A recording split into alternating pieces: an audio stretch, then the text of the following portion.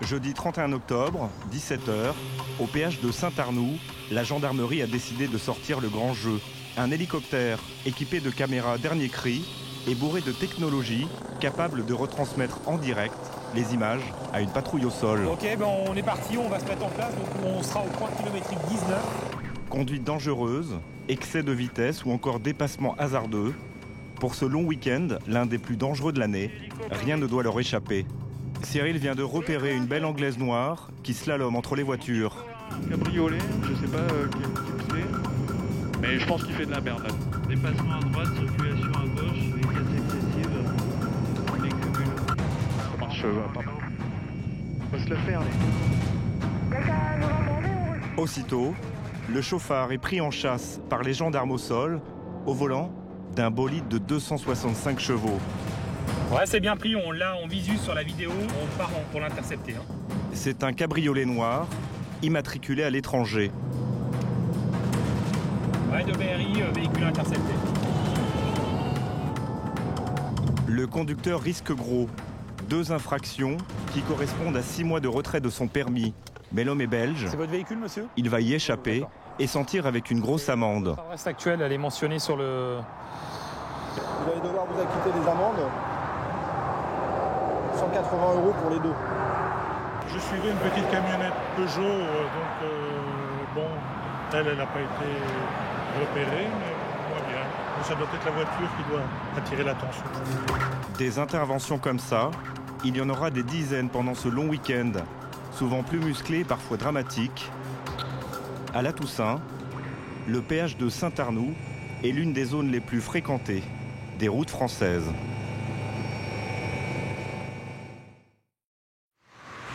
Lundi dernier, avis de tempête sur une partie de la France. Des vents violents balaient l'autoroute A10 et Saint-Arnoux, la plus grande barrière de péage d'Europe. Chaussée glissante, mauvaise visibilité, les conditions de circulation sont exécrables. Dans la voiture des gendarmes, le compteur affiche plus de 160 km/h. Il y a une urgence. Ce qui s'est produit, c'est confirmé en Ile-de-France sur l'autoroute A10 après Saint-Arnoux en direction de Paris au kilomètre 7 du coup. En direction de Paris, une voiture a percuté la glissière de sécurité, puis a fait un tête-à-queue avant de finir en plein milieu de la chaussée. Moi j'étais de passage, je les ai trouvés, il y a le monsieur qui a une gêne au niveau du thorax, mais ça va. Ils étaient là, mais comme il a commencé à pleuvoir, je les ai dit d'attendre dans la voiture. D'accord. Bon, peut-être c'est mieux qu'ils sortent. Nous on n'a rien, on était juste de passage, on a vu, on a sécurisé un peu le lieu. Ok, impeccable. Merci. À bord, un conducteur avec ses parents, visiblement indemne. Là, on va aller se mettre en sécurité sur la bande d'arrêt d'urgence. Vous allez bien, messieurs? Plus de peur que de mal? Oui, plus de peur que de mal. Oh là là là là. Qu'est-ce qui s'est passé? Bah... Là, il y a une voiture qui venait comme ça de gauche, qui a voulu venir à gauche et il a voulu l'éviter. Et en voulant l'éviter, j'ai donné un coup de volant et je suis parti en vrille après. C'est là qu'après on peut plus être. Surtout avec la pluie, non? Je pense pas parce que le sol est garbouillé. Oh, aïe, aïe, ça fait quelque chose, hein. Parce que là on peut dire qu'on vient de loin, hein. Le conducteur fautif a continué sa route. Il ne s'est même pas aperçu de l'accident qu'il a inconsciemment provoqué. Alors on va à l'abri, madame. On va vous regarder. Les passagers sont pris en charge par les pompiers. Ce n'est que quelques minutes plus tard, au calme, que la tension retombe et qu'ils réalisent qu'ils ont échappé au pire. Quand j'ai vu la voiture arriver sur nous, il l'a évité, ça sonnait. Il n'était peut-être pas là, si l'autre nous avait rentré dedans. Je sais pas. On venait pour les anniversaires de nos petits-enfants et arrière-petits-enfants. Oh non, c'est dur ça. Oh. C'est en taxi que ses grands-parents iront chez leurs petits-enfants. A priori bonne pour la casse, leur voiture est évacuée de l'autoroute. Des passagers indemnes, juste des débris au sol et de la tôle froissée. Un miracle. Si pour certains, ce long week-end de la Toussaint est mal engagé, pour d'autres, il ne fait que commencer. 9h du matin, près de Chartres. La famille Gallet se prépare pour un long voyage. Leur week-end de la Toussaint, ils vont le passer à 600 km de là. Pour la route, il faut préparer des sandwichs pour tenir 9 heures. Et ils ont prévu large, voire un peu trop. Oh là là, Manon, non. On l'emmène pas, lui. On est déjà au complet. Je mets mes chaussures. Elles sont pas... Didier, le papa, n'est pas du voyage. Il ne fait pas le pont. C'est Christelle, son épouse, qui va conduire. Elle part à Toulouse chez des proches avec sa mère Odette et ses 2 petites filles Manon et Juliette. À quelques minutes du départ, il y a comme une certaine appréhension chez ce père de famille. Un petit peu d'inquiétude toujours. Malheureusement, j'ai pas le choix, mais je sais que Christelle est très prudente et qu'elle fait en général beaucoup, enfin pas mal de pauses quand il le faut. Non, je lui fais confiance quand même. Mais effectivement, il y a toujours un petit peu d'inquiétude, surtout avec ce temps-là. Je ne sais pas trop quand il pleut, par le vent. Pour ce long trajet, Odette, la grand-mère, s'installe à l'arrière pour jouer les babysitters. Voilà, c'est bien. Allez, la mamie au milieu. Et voilà. Les 2 enfants, eux, ont pour consigne de se tenir à carreau. Il a dit qu'il faut être gentil avec maman. En fait, des fois, on hurle dans la voiture, on fait des cris et tout. On se dispute. Voilà. On se dispute toujours, en fait. On y va? Bon, allez, bonne route. Attends, il vient. Bon. Allez. Salut. Bon courage. Toi aussi. Bonne route. Ouais, on t'appelle. Il est 9h30. C'est parti pour 600 km sur la 10, puis la 20. Il y a quand même du monde. Christelle n'a pas l'habitude de faire de la route. C'est en général Didier, son mari, qui conduit. Avec ces conditions difficiles, elle reste très concentrée, mais à l'arrière. Doucement les filles, s'il vous plaît. Ça s'agite déjà. Le voyage risque d'être très long, et pour connaître les conditions de circulation, elle fait comme tout le monde. Elle écoute la radio de l'autoroute. Poids lourd accidenté au niveau de ce kilomètre 61. Sachez que les services de sécurité mettent tout en œuvre pour rétablir une circulation normale au plus vite, mais enfin on a quand même... C'est bien d'avoir des flashs, mais c'est pas toujours rassurant. Là, on est confiant et du coup, le fait d'entendre qu'il y ait des accidents, ça fait toujours un petit peu peur, même si on fait attention. Bien entendu, nous vous tenons au courant. Cette voix que beaucoup d'automobilistes connaissent, c'est celle de Charlotte, journaliste à 107.7 depuis 12 ans. Leur intervention, en tout cas, va durer encore un petit moment. Ne soyez pas surpris, vous n'avez qu'une seule voie pour passer, celle de gauche. Tous les quarts d'heure, On est ensemble jusqu'à midi. Sachez que nous allons poursuivre tout de suite en musique. elle présente également un flash d'information générale. Ils sont arrivés, ça y est, les 4 otages d'Arlit libérés hier. Thierry Doll, Daniel Laribe, Pierre Legrand et Marc Ferré viennent d'atterrir sur l'aéroport de Villacoublay. L'autre boulot de Charlotte, c'est de savoir ce qui se passe en temps réel sur les autoroutes. Et pour être informée la première, elle a un dispositif bien rodé, et notamment de drôles de gyrophares. Si ça clignote, ça veut dire qu'il est en train de se passer quelque chose sur l'autoroute, c'est-à-dire que quelqu'un nous a signalé, quelqu'un ou un agent routier nous a signalé une difficulté sur l'autoroute. Nous, on obtient directement l'information sur l'ordinateur, on a une fiche qui vient se mettre sur l'écran, et puis on a un gyrophare pour nous prévenir que quelque chose est en train de se passer. Normalement, ouais, voilà, c'est ça, il y a un nouveau gyrophare là qui s'allume, un gyrophare blanc, ça veut dire qu'il y a un appel. Allô ?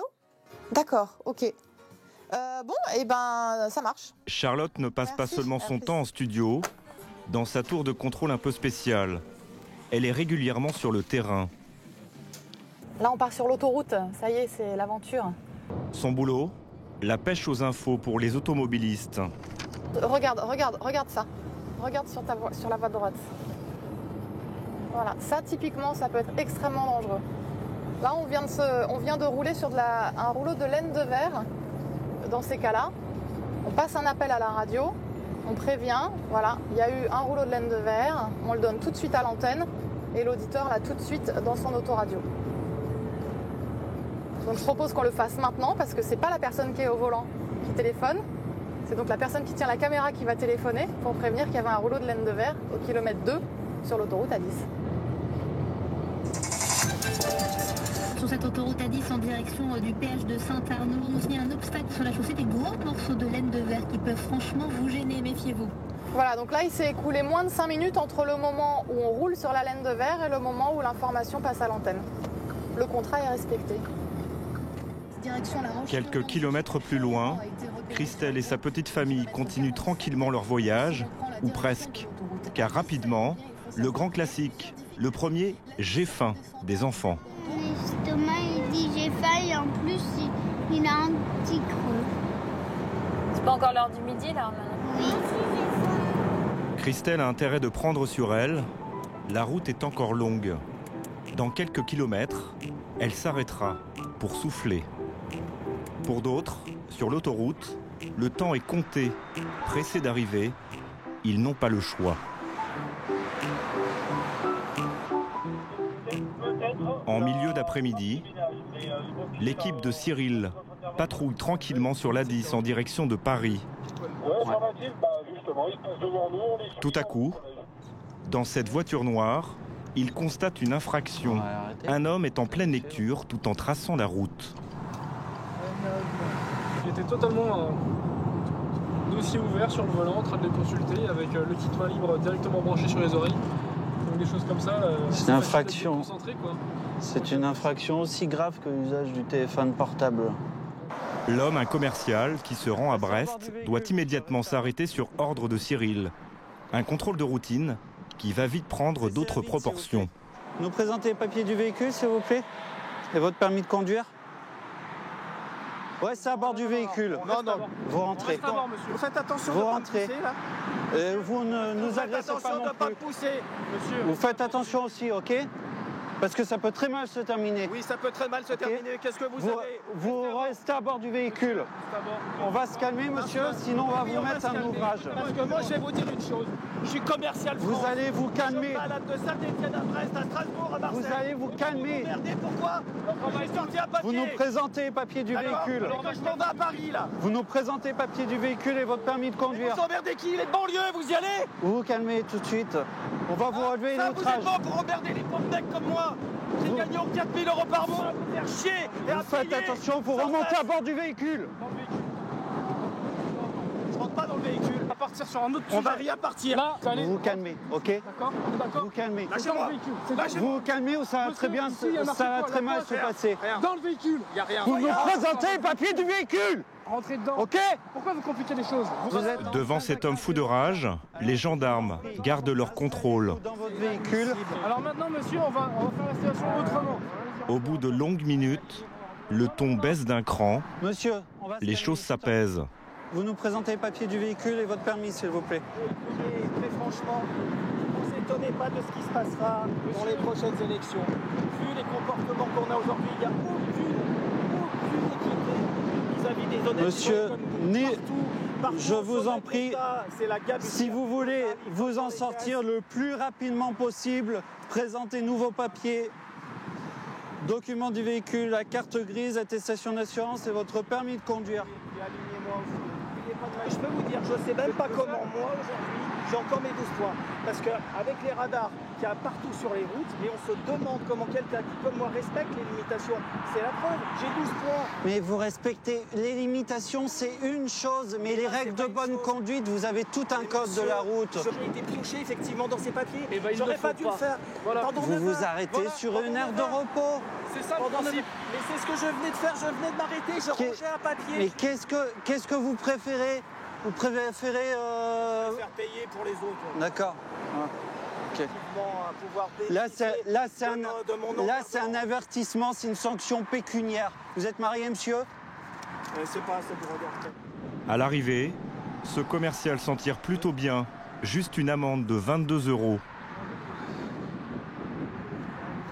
Votre comportement, c'est une des causes d'un accident sur 10. Non, la cause, je vais vous dire, voilà. c'est que tous ces putains de politiciens véreux, ils nous comptent. Bonne journée, monsieur.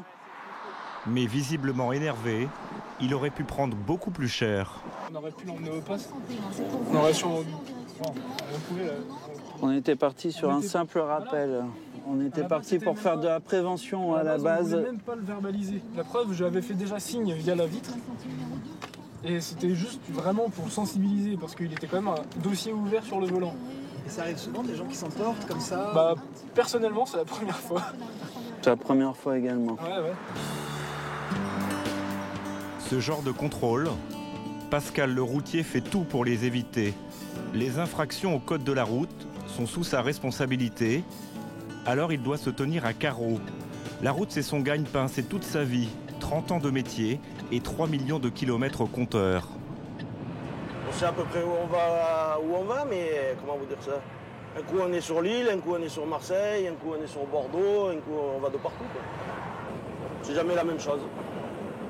C'est toujours différent. On peut faire 100 fois la même route et il y aura toujours quelque chose de différent.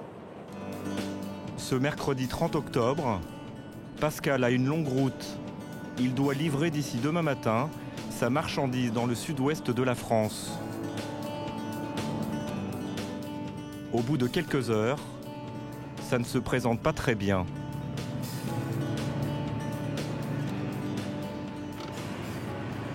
Il part en vacances.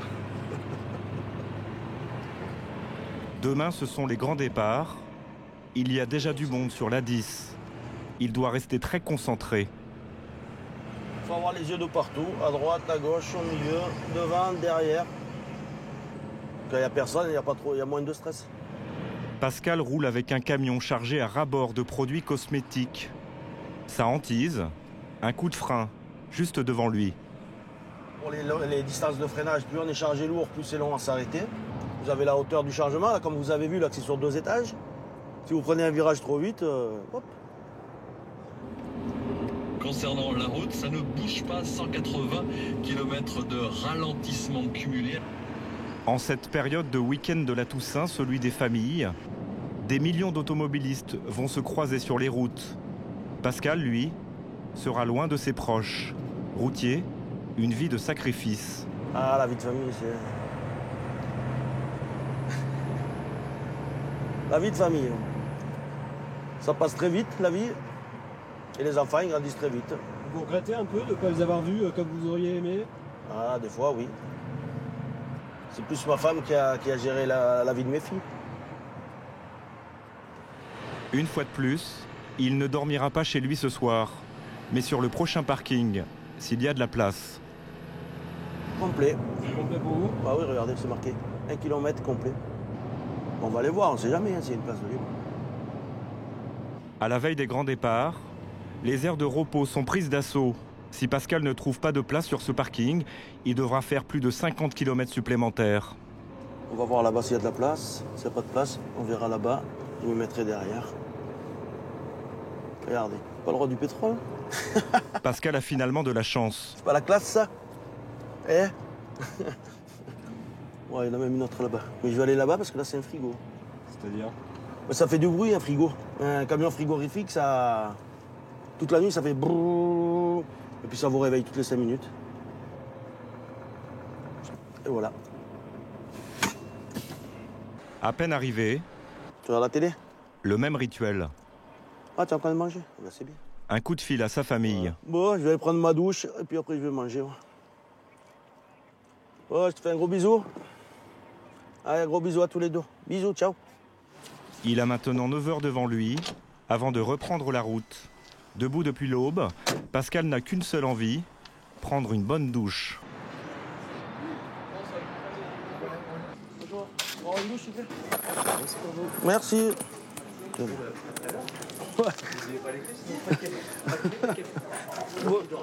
Oh non. Cette douche à 2 € est l'un des rares moments de détente que s'offre Pascal. Il gagne 1 600 € net par mois. Son employeur le défraie à hauteur de 54 € par jour pour les repas et les à côté. Pendant que le routier prend sa douche, les gendarmes font leur ronde sur le même parking. En quelques années, les vols de marchandises se sont multipliés avec toujours la même technique, celle du coup de cutter dans la bâche.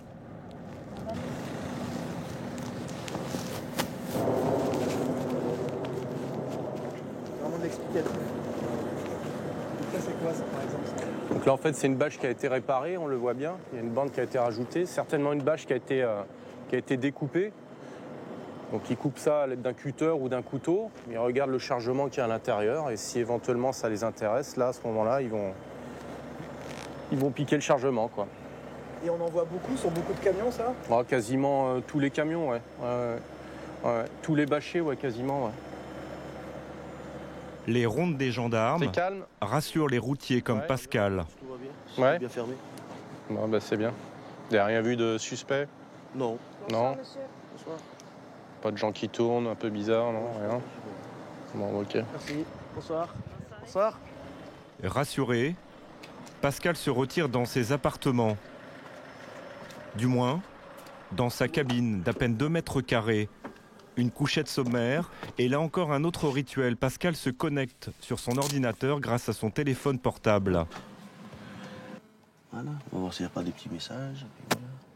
On ressent pas un peu de solitude parfois dans une cabine de poids lourd? Il faut aimer la solitude. Après le soir, quand on est là comme ça, on est tout seul, quoi. J'aime bien. Pascal va pouvoir faire un long break. Le 1er novembre, jour férié, les camions n'ont pas le droit de circuler.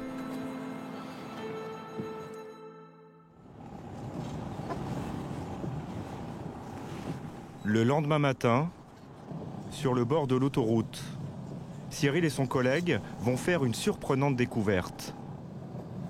Faut pas avoir peur quand même, hein.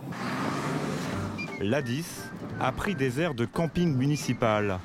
Un jeune couple de touristes a planté sa tente et vient d'y passer tranquillement la nuit. Bonjour messieurs, dames. You know it's forbidden to stay here, okay?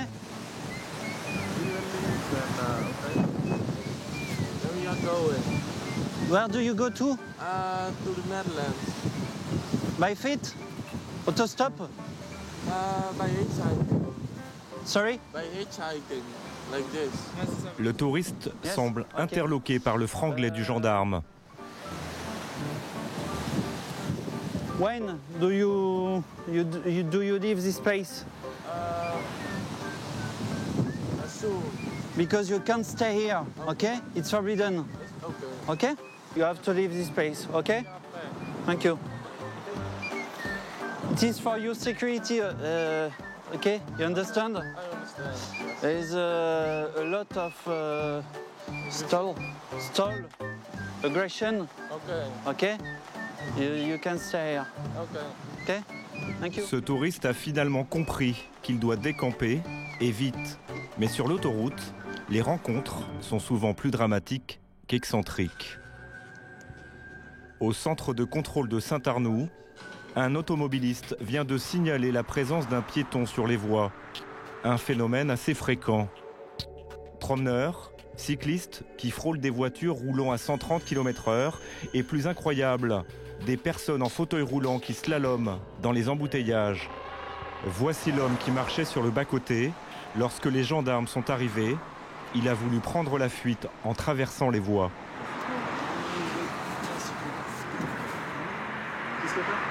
L'homme a dû être menotté en attendant que la deuxième équipe arrive sur place. Il refuse de donner son identité.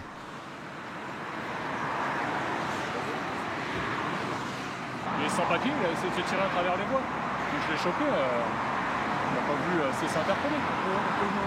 Bah, il me faut quelqu'un parce qu'il ne veut pas rentrer dedans. Laissez votre tête.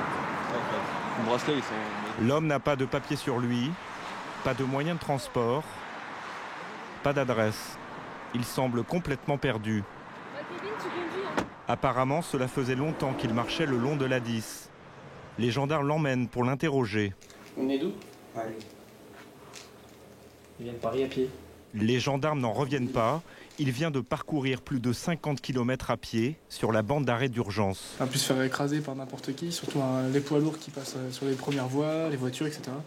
Là, il a mis en danger lui et mes collègues qui ont essayé de le contrôler. Et ils ne sont pas au bout de leur surprise. Le jeune homme voulait atteindre le continent africain, soit plus de 5000 km à pied. Donc ça, c'est le nom de votre père? Oui. Ça, c'est son prénom? Oui. C'est dans quel pays? En Côte d'Ivoire. Votre prénom, c'est Sia? Oui. C'est ça? D'accord. Vous êtes en France depuis quand, monsieur? Depuis 6 mois. Et là, aujourd'hui, vous voulez repartir? Oui. Vous pouvez rentrer où vous voulez, vous pouvez faire ce que vous voulez, mais vous pouvez pas marcher sur l'autoroute à Si pied. j'ai pas les moyens pour me retenir en bus, je suis obligé de prendre la route en pied. Mais monsieur, vous savez à combien c'est la Côte d'Ivoire? De kilomètres? Oui, je connais. C'est pas possible à pied, vous pouvez pas le faire. Oui, je vais entrer en Espagne, Mais même l'Espagne, c'est loin l'Espagne. Oui, mais même si c'est loin, j'ai pas le choix. Les gendarmes sont désemparés face à ce jeune homme perdu et épuisé.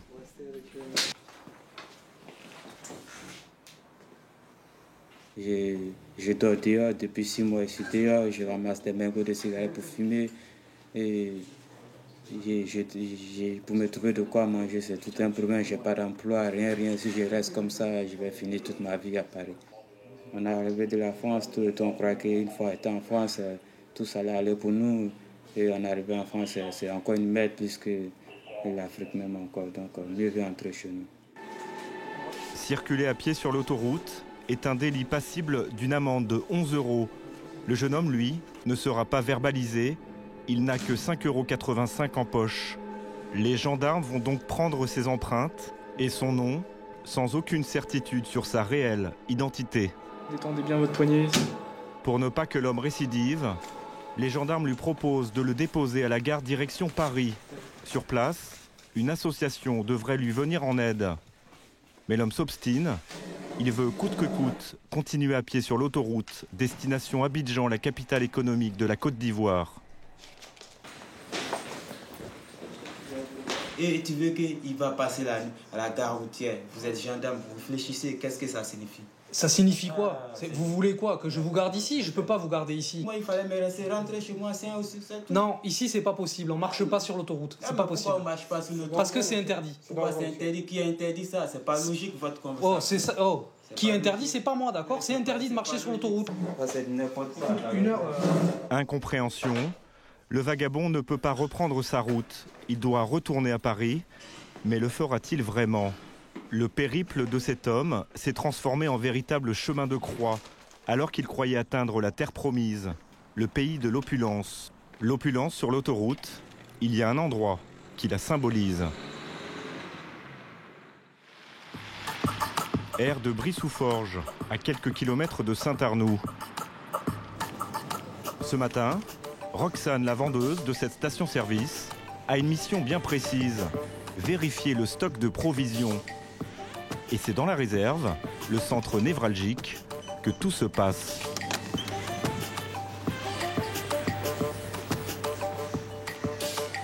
Donc voilà, donc ici on a la chambre aux frais de boissons. Donc là c'est l'arrière de la boutique en fait, hein. C'est tout ce qui est vitrine frais. Nous sommes derrière les vitrines réfrigérées où les clients viennent se servir. Roxane ne doit jamais laisser un rayonnage incomplet. Le distributeur doit être plein en permanence, alors il faut remplir, et vite. Par le plus, c'est tout ce qui est eau. Donc aquarelle, Evian, tout ce qui est bouteille d'eau. Après, ça va être tout ce qui est coca. Coca marche très fort. Coca rouge, hein, Coca light. Et tout ce qui est Red Bull aussi. Des boissons énergisantes pour rester éveillé sur la route. Après les sandwichs et l'essence, celle-ci représente la plus grosse vente de cette station. Là, vous avez rentré énormément de stock là, en prévision? Bah là, oui, quand même, vu que normalement, on devrait faire 3 fois ce qu'on fait habituellement sur une journée normale. Donc là, on a fait en conséquence. Ce week-end, Roxane espère bien écouler ces montagnes de bouteilles d'eau, quelques milliers de boissons en tout genre. Même chose, côté sandwich. La vendeuse doit absolument contenter ses clients qui viendront chercher ici leur jambon beurre, poulet mayo et autres thons crudités. Et si Roxane veut écouler un maximum de sandwichs tout en respectant les fameuses dates de péremption, elle va devoir mettre en avant les produits à vendre en priorité. Donc là, je vais rempoter le rayon des sandwichs en respectant bien les dates. Nos livraisons qui nous arrivent le jour même, derrière. Comme dans les supermarchés, en fait. Roxane est maintenant prête à recevoir les milliers d'automobilistes affamés. Donc on va s'arrêter peut-être à la prochaine grosse aire d'autoroute. Au bout d'1 heure et demie de route, pour Christelle, Odette, la grand-mère, Manon et Juliette, les enfants, c'est le moment de faire un petit break. On va trouver une place. qu'il y a du monde. Il y en a une qui s'en va là. On a de la chance, elle part. Ouais. Mais avant de se ruer sur les sandwichs préparés le matin même, On va appeler papa. un coup de fil à Didier, le mari, Donc, pour le ça y est, rassurer. on a bien roulé, là on s'arrête pour manger. Je te passe maintenant, elle veut te parler. Bisous. Coucou papa. Pas de dépenses superflues pour la pause déjeuner. Tout est prévu. Tiens, petit paquet de chips chacune. Tiens, attends, tu le poses pas sur la table, tu le laisses sur le papier, d'accord? Une demi-heure de pause maximum. Elle a seulement fait un quart du parcours. Bon, c'est le dernier tronçon qui va être le plus long. En fait, quand on aura déjà presque une journée de voiture derrière nous, les 2 dernières heures vont être certainement assez longues. Ah maman, tu peux m'acheter un truc comme ça? Ah non, ça c'est dégoûtant. C'est quoi comme truc? Ah non, c'est dégoûtant ça. Pas de cochonnerie pour les enfants, juste un café serré pour maman, pour rester en forme. Pour l'instant. Dans 5 heures, cette famille arrivera sans encombre à Toulouse, sa destination finale. Des familles comme celle-là, Roxane, la responsable de la station-service, envoie défiler depuis le petit matin. Roxane a un petit souci avec un distributeur de boissons. Tu peux mieux, s'il te plaît? 3,35, merci bien. J'ai une machine à café qui s'est mise en défaut, le monsieur t'attend. Ce genre de bug doit être réglé immédiatement. C'est Faisal, le gérant, qui s'y colle. Le responsable ne laisse jamais une machine en panne plus de quelques minutes. C'est malheureusement des machines qui ne sont pas faites, je pense, pour un débit accéléré. On a rajouté beaucoup d'éléments sur certaines machines pour les booster, mais au final, elles ne sont pas faites pour ça. En bon commerçant, Faisal va offrir une compensation à ses clients. Et pour que tous soient satisfaits, Roxane doit veiller sur chaque endroit de la station. Les toilettes, elle les vérifie elle-même presque toutes les 2 heures et dans les moindres détails. Alors je vérifie bien que la cuvette des toilettes est bien propre, qu'on a bien une balayette à la disposition du client. Pareil pour les poignées, le sol, très important. Des allers-retours comme ça avec tous ces petits détails à gérer, Roxane va devoir en faire toute la journée jusqu'au bout de la nuit. Et une bonne journée. Un peu plus tard dans la soirée, nos gendarmes sont postés à un rond-point stratégique, 5 km après Saint-Arnoux, pour faire des contrôles d'alcoolémie. Le fameux souffler dans le ballon.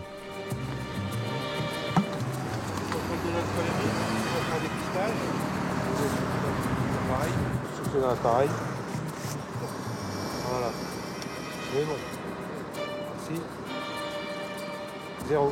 0, c'est parfait. Bonne route, bonne soirée, monsieur.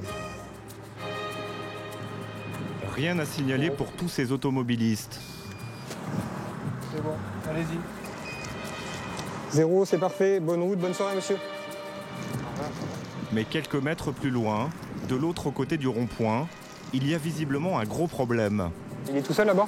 Non, ils sont 2 à bord, mais l'autre apparemment il est pas mieux. Il n'a pas le permis? Il a pas le permis et de toute façon à mon avis il est dans un état peut-être pire que le conducteur. Il y a beaucoup de choses en plus de l'alcoolémie. Avec ce conducteur qui se rend à Cholet dans le Maine-et-Loire, nos gendarmes vont avoir du boulot et vont même aller de surprise en surprise. Pas d'assurance, pas de permis à présenter et positif à l'alcool. Cet homme de 54 ans accumule les infractions. Ne fumez pas, monsieur. Parce que vous êtes en alcoolémie, on doit déterminer le taux. Vous n'avez pas le droit de fumer pour l'instant. Dans le coffre de la voiture, apparemment quelques provisions pour la route, un pack de 24 bières, déjà bien entamé. Vous avez consommé quoi comme alcool, monsieur? 2 bières, un pastis et 2 verres de vin à table, c'est tout. L'esprit embrumé, il ne sait plus bien à qui appartient vraiment la voiture. Ouais. Ah, ça a vu la voiture? Ça n'a pas l'air clair. Ouais, ça a l'air pas clair, moi je pense. Fait. Attendez. Non, mais n'allez pas vous mettre d'accord avec lui. Non, mais. Léo, dites c'est quoi? Le propriétaire du véhicule. Vous l'avez acheté quand ce véhicule, monsieur? Il y a 2 mois, 3 mois. Et pourquoi vous ne l'avez pas assuré? Parce que c'est trop cher? Bah, je n'ai pas de permis. permis, je peux pas assurer. Eh ben, si on n'a pas de permis, qu'on ne peut pas assurer, il ne faut pas rouler avec. Ni vous, ni lui. Eh ben oui, d'accord, bon, d'accord, j'ai bien compris. Il n'y a rien de fait sur cette voiture. Bon, on va... Il y a une totale, là. La totale, comme disent les gendarmes. Les deux compères sont sur le champ, emmenés au peloton de Saint-Arnoux. Pour tout le monde, la nuit va être très longue. Dans les bureaux, il doit effectuer un éthylotest pour connaître précisément son degré d'alcoolémie. À table. Une aspiration très grosse, sans faire de pause. 1 gramme. Verdict, 1 gramme d'alcool dans le sang, soit 4 fois la norme autorisée fixée à 0,25 grammes. L'homme a du souci à se faire, d'autant plus qu'en l'interrogeant, les gendarmes vont découvrir qu'il n'a pas encore tout dit. À l'heure actuelle, votre permis de conduire, il est où? Il est annulé? Non, il faut que je repasse. Oui, vous êtes plus titulaire du permis de conduire. Non. D'accord. Votre permis, il avait été annulé pour quelle raison? Alcoolémie. Pas de permis, vous roulez en alcoolémie, il y a des gens, on n'est pas assuré, la route c'est pas n'importe quoi. Hein. La route ça fait des morts. Hein. Enfin bon, je suis pas là pour vous faire la morale. Hein. Enfin bon, vous n'êtes pas tout seul sur la route et puis je suis bien content quand vous arrêtez à 15 km d'où vous êtes parti, sachant qu'il restait 350 km à faire. Je suis bien content. En France, plus de 2 millions de personnes rouleraient sans permis. Ce chauffard commence petit à petit à comprendre la gravité de la situation. Comment c'est tout ça? J'ai déjà pas beaucoup de chance en ce moment. Alors là, ça va pas s'améliorer. Mais là, je pense que mon collègue va vous le dire, vous allez sûrement être placé en garde à vue. Avec des taux comme ça, en principe, c'est garde à vue. Une garde à vue au terme de cette audition. Les choses se corsent pour lui. Son ami va lui aussi être entendu. Mais comme il ne conduisait pas, il ne sera pas inquiété. Quant au chauffard, il risque une suspension définitive de son permis, qu'il n'avait plus d'ailleurs. Pour les gendarmes, ce genre de cas de figure est assez fréquent.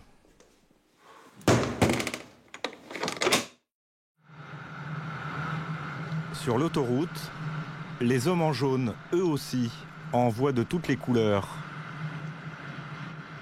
Et plus particulièrement José, patrouilleur sur la 10 depuis 29 ans. Pour lui, ce long week-end de la Toussaint semble s'annoncer plutôt bien. Là, la circulation est fluide. Il n'y a rien de particulier aujourd'hui. Pas d'urgence pour l'instant, juste des interventions de routine pour José et ses collègues aux abords de l'autoroute. Comme par exemple, une rangée de plots à ramasser à la fin d'un chantier. Mais un peu plus tard, à la tombée de la nuit, les choses vont s'accélérer. Il est 19h, la circulation est chargée, presque 4000 véhicules par heure.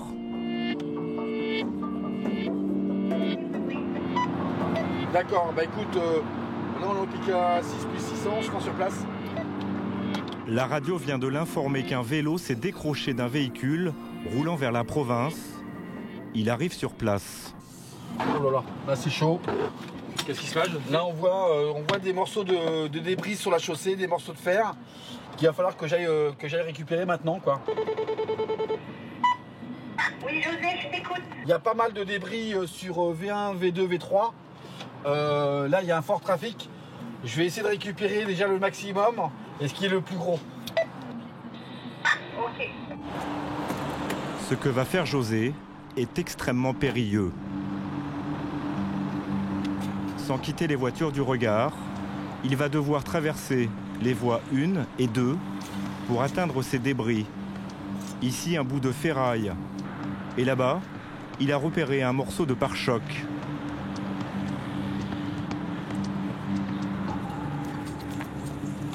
C'est quoi ça, José? En fait, là, on a déjà récupéré des morceaux de plastique qui appartiennent probablement à un véhicule. Des pneus, des vêtements, un morceau de polystyrène. Il risque parfois sa vie pour évacuer ces objets dangereux. José, patrouilleur et patrouillard. Obligé parfois d'interrompre la circulation pour aller chercher, comme ici, une chambre à air et un peu plus loin, une plaque d'immatriculation. Merci.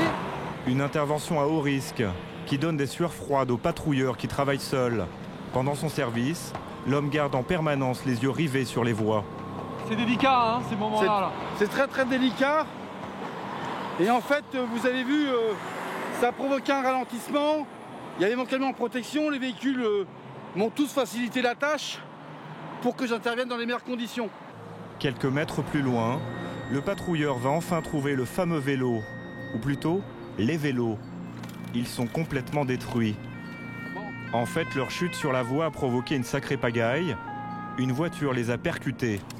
José va sécuriser la zone avec son camion et ses gyrophares.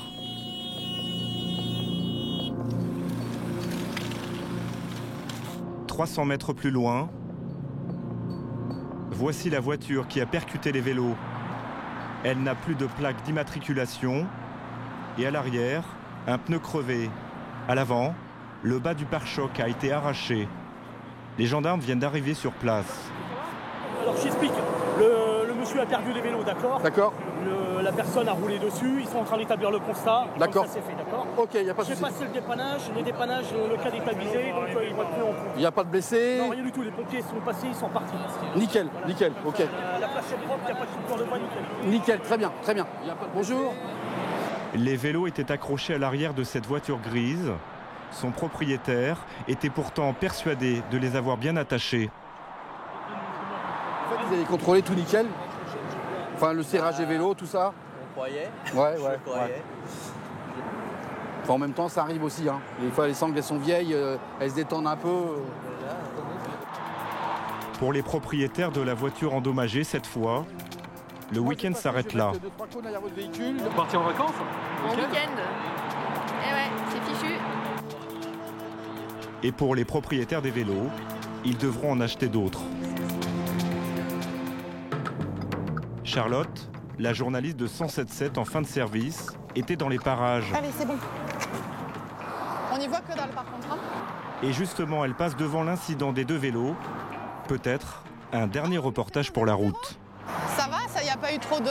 Non, ça a été. Ils se sont pris les vélos, quoi. Voilà, ils ont perdu les vélos. On a fait ce qu'on avait à faire ici. Moi, on sera au bord de l'autoroute, mais ça va. C'est ça. Pas de blessés, ni de perturbation du trafic, pas de flash info pour la journaliste. Et retour au calme pour ces acteurs de l'autoroute.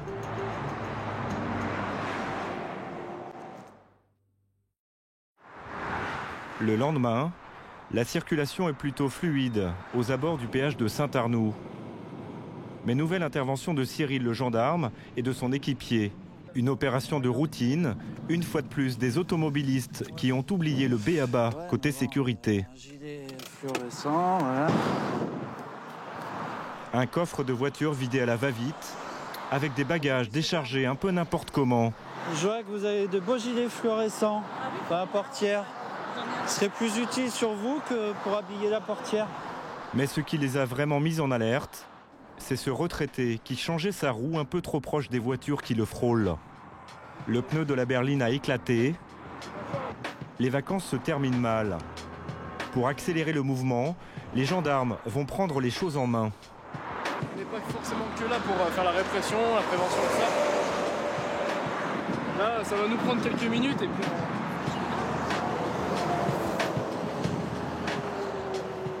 Si je peux me permettre, on va aller au plus vite maintenant parce que vous êtes sur une autoroute, c'est très très dangereux. D'accord ? Hein ? Donc on va charger et vous partez le plus rapidement possible. C'est pas grave si c'est mal rangé, messieurs, dames. Hein. Vous vous arrêterez un petit peu plus loin pour ranger.